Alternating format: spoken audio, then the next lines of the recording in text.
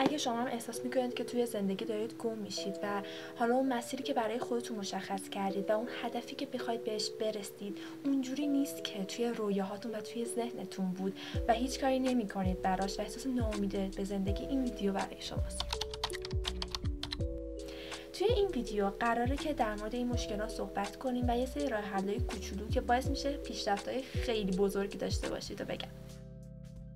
توی مرحله اول به نظرم مهمترین چیز و اصلی ترین چیزی که باعث میشه شما این احساس رو به خودتون داشته باشید اینه که شما یه بازه زمانی برای خودتون مشخص کردید. یعنی اینکه وقتی 15 یا 16 سالتون بوده، مثال میزنم، گفتید که اوکی من توی سن 20 سالگی به فلان هدف میرسم. اما وقتی شما توی اون سن بودید این خیلی اوکی و نرمال بوده که همچین خواسته و همچین هدفی برای خودتون مشخص کردید، چون یه عالمه تایم داشتید و میدونستید که اوکی من بهش میرسم.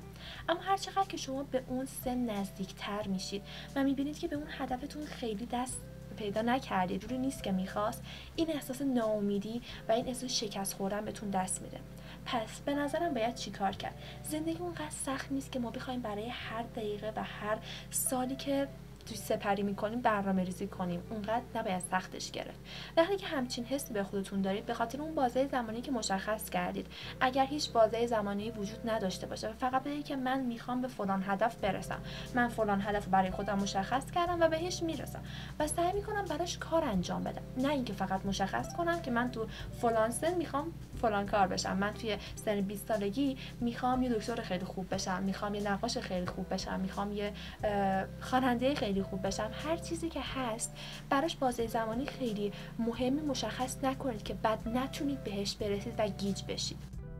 وقتی که یه مشکلی توی زندگیتون هست، وقتی که نمیدونید دارید چی کار میکنید و احساس گم شدن و گیجی میکنید و همه این فکرها توی ذهنتون هستن و نمیتونید اونا را تقسیم بندی کنید، نمیتونید مدیریت کنید، بیاید خارج از مشکلات بهش نگاه کنید. یعنی چطوری؟ خودتون را جای شخص دیگه بذارید و از اون شخص به زندگیتون نگاه کنید. مثلا این مثل بازی شطرنج میمونه. وقتی من خودم شطرنج بازی میکنم خیلی گیج‌تر میشم تا زمانی که دو نفر دارن بازی میکنن و بهشون نگاه میکنم و میدونم باید الان چه حرکتی ها برن.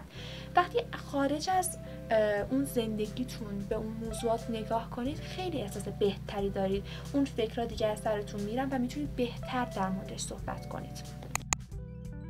کوچیک برای خودتون مشخص کنید. هدفهای کوچیک باعث میشه که شما اعتماد به نفس بیشتری داشته باشید، باعث میشه که اعتماد خودتون رو جلب کنید. وقتی که به خودتون قولای کوچولو میدید و سعی میکنید به اون قولا عمل کنید، باعث میشه که اعتماد خودتون رو به دست بیارید و این باعث میشه که احساس خیلی بهتری به خودتون و زندگیتون داشته باشید و همین قدم‌های کوچیک باعث میشه که شما ناخودآگاه به اون هدف اصلی و بزرگتون برسید. هدفهای کوچیک یعنی چی؟ هدفهای کوچیک این شکلیه که شما قبل از خواب هر شب یه دفترچه بردارید و برای خودتون بنویسید که من فردا صبح که بیدار میشم میخوام این کار کنم. مثلا دلم میخواد رمان بخونم، مثلا دلم میخواد نقاشی کنم، طراحی کنم، دلم میخواد برم سر اون کاری که همیشه دلم میخواد انجام بدم و انجامش ندادم. همین کارهای کوچیک که شما انجام میدید باعث میشه که یه دلگرمی برای خودتون داشته باشید، یه دلگرمی به خودتون بدید و اعتماد به نفس داشته باشید. به خاطر انجام دادن اون کارها از خواب بیدار شید، به خاطر اینکه حس بهتری بخواید به خودتون بدید بیدار شید و بخواید که به اون هدفا برسید، اون هدفا رو انجام بدید. این اصلا چیز نیست که شما بشینید دفترچه‌تون رو پر کنید که اوکی من این کارا رو میکنم و فردا اصلا عملشون نکنید، اصلا بهشون عمل نکنید و انجامشون ندید. این اصلا فایده نداره. شما باید نظم داشته باشید. این یه قانون خیلی مهم توی دنیاست که بهش میگن دیسیپلین یا همون نظم. یعنی چی؟ یعنی اینکه من توی هر حالی، توی هر شرایطی که دارم، چه ناراحتم، چه خوشحالم، چه گرسنه‌ام، چه سیرم، چه نمیدونم پر انرژیم، چه ناامیدم، چه احساس خوبی دارم، احساس بدی دارم، خستم، کلافم، خوشحالم، هر احساسی که داری تو باید پاشی و اون هدفی که نوشتی و اون کاری که قراره برای امروز انجام بدی یا انجام بدی با هر حالی که داری، با هر مشکلاتی که داری. چیزی که تو براش هیچ کاری نمی‌کنی و فقط میندازی تقصیر این که من حالم خوب نبود، من اوکی نبودم، من حال روحیم، حال روانیم، سلامت جسمم هیچی اوکی نبود و انجامش ندادم، این تا یه جایی میتونه قابل قبول باشه. اما وقتی شما اینا هی تکرار کنید و عقب بندازید، این دیگه تبدیل به بهونه میشه، بهونه‌ای که شما باعث میشه که از هدفتون شما رو دورتر کنه. و به اینم ایمان داشته باشید که وقتی من توی یه کاری خوب نیستم، نمیدونم مثلا توی ریاضی خوب نیستم، توی نقاشی کشیدن خوب نیستم، توی خوانندگی خوب نیستم، اما دوست دارم که بهترش کنم، دوست دارم به اون مرحله‌ای که دوست دارم برسم، پس پاشو براش تلاش کن، پاشو همین الان برنامه‌شو بنویس، بهش عمل کن، نظم داشته باش و 100% بهتر میشه.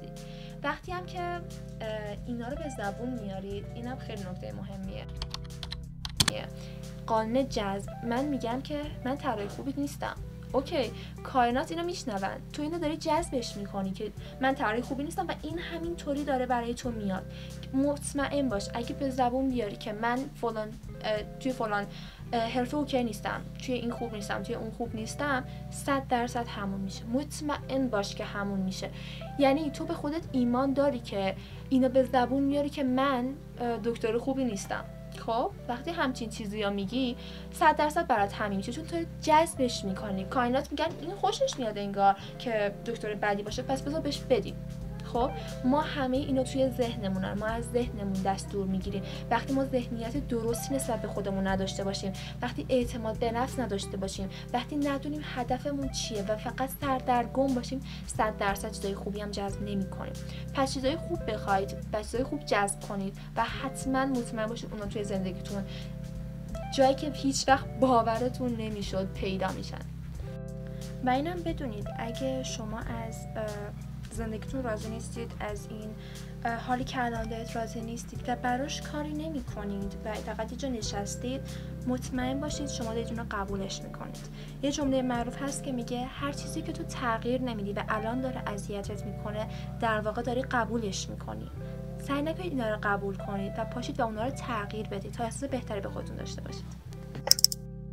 یکی از کارهایی که من خودم خیلی دوست دارم و انجامش میدم اینه که مغزمو سعی میکنم اون فکرایی که توی ذهنم هست رو دسته بندی کنم، سعی میکنم با خودم صحبت کنم. اینکه با خودتون صحبت کنید خیلی چیز باحالیه و حتی فکرش هم نمیکنید چقدر تاثیرگذاره. من الان دارم این چیزا به شما میگم ولی شما میگید که تو که فلان درد منو نمیدونی، تو که فلان مشکل منو نمیدونی. اوکی، من نمیدونم، هیچ کس دیگه‌ای هم نمیدونه.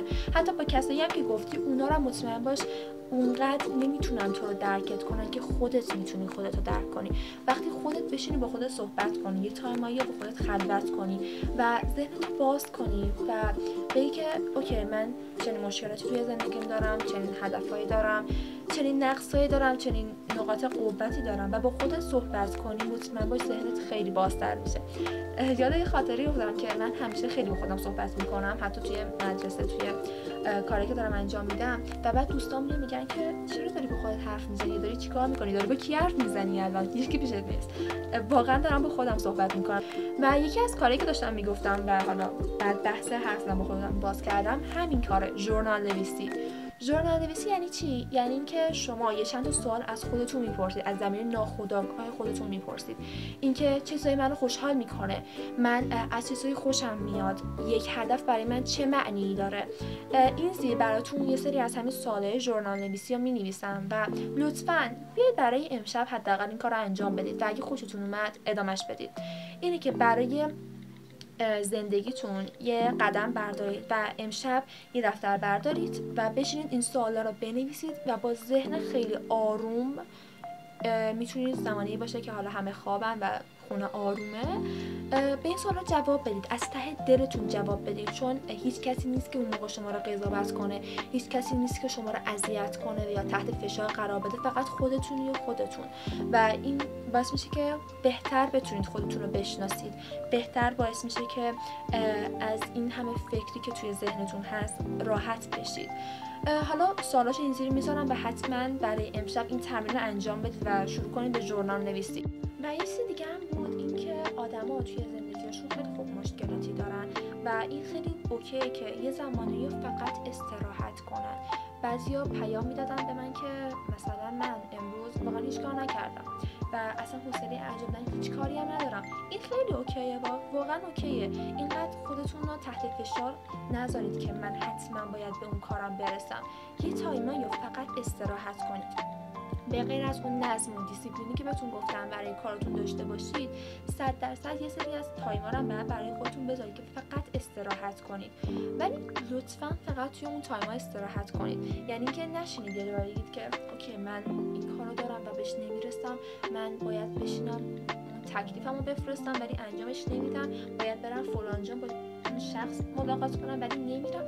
اصلا این فکرها رو نکنید و فقط توی اون تایم استراحت کنید. مغزتون رو راحت بذارید، بشینید مدیتیشن کنید، بشینید موزیک گوش بدید، کتاب بخونید، خب کاری کنید که خودتون آروم کنید و فقط استراحت کنید، حتی بخوابید. ولی فقط لطفاً توی اون تایم استراحت کنید و این شکلی نباشه که حالا یک استراحت کردن با اینکه بشینی یه جا و هیچ کاری نکنی و فقط فکر و قصه اینو بخوری که من کارام موندن به هیچ جا نمیرسم خیلی فرق داره. لطفاً به غیر از اون تایمای استراحت که برای خود مشخص کردی نشینی یه جا و میدونی کلی کار داری، اصلا نمیخواد اون کارا رو انجام بدی، ولی نشینی یه جا، اینکه فقط فکر کنی که همینجوری بشینی و به اون فکرها فکر کنی، منفی بافی داری میکنی عزیزم. توی این موقعیتی که فقط میشینی یه جا و به هیچ کاری انجام نمیدی یا هیچ کاری هم نداری که اصلا انجام بدی، ولی وقتی میشینی منفی بافی میکنی، این بدتر انرژی تو رو میگیره، انرژی تو داری صرف منفی بافی میکنی. حتی پاشو کارهای خیلی روزمره انجام بده، پاشو به گلات آب بده، پاشو اتاقت مرتب کن، پاشو اصلا لباسای کمدت بریز بیرون، از اول بچینشون، بر اساس یه رنگ اونا رو بچین، بر اساس ست کردن اونا رو بچین. میدونم هر کاری بکن ولی یه جا نشین. اینکه یه جا میشینی منفی بافی میکنی، شروع میکنه ذهنت منفی بافی میکنه، به فکرهای گذشته فکر میکنه، به اتفاقایی که توی گذشته افتاده، اونا رو هی میاره جلو و الان حالت که خراب میکنه، آینده‌ت هم مثلا دچار مشکل میکنه. پس پاشو به جای اینکه هر وقت فکر منفی اومد تو ذهنت، یه دونه بادکنک توی بالای سرت تصور کن و بزن اون فکرها رو بتره کن. همین که اون فکرها رو میتره کنی و باعث میشه که از بین برن، همون لحظه اونا رو بتره کن و پاشو برو کاری انجام بده، پاشو برو آب بخور، حتی پاشو یه ذره نفس بکش، یه ذره به خودت برس، پاشو موهاتو شونه کن، هر کاری که میکنه پاشو برو با یه دوستت حرف بزن. نمیدونم اینا هی میان توی ذهنم و میگم که همه یه جوری میخوام بگم که همه رو در بر بگیره، همه افرادی که دارن حالا این ویدیو رو نگاه میکنن. ولی باشه یه کاری کن، اینکه یه جا بشینی این فکرهای منفی میان و تو حالتو بدتر میکنه. پس ازتون میخوام که این کارا رو انجام بدید. زندگی اونقدر سخت نیست که دارید به خودتون اینقدر عذاب وارد میکنید، اینقدر دارید خودتون رو بدتر از اون مسیر اصلی دور میکنید.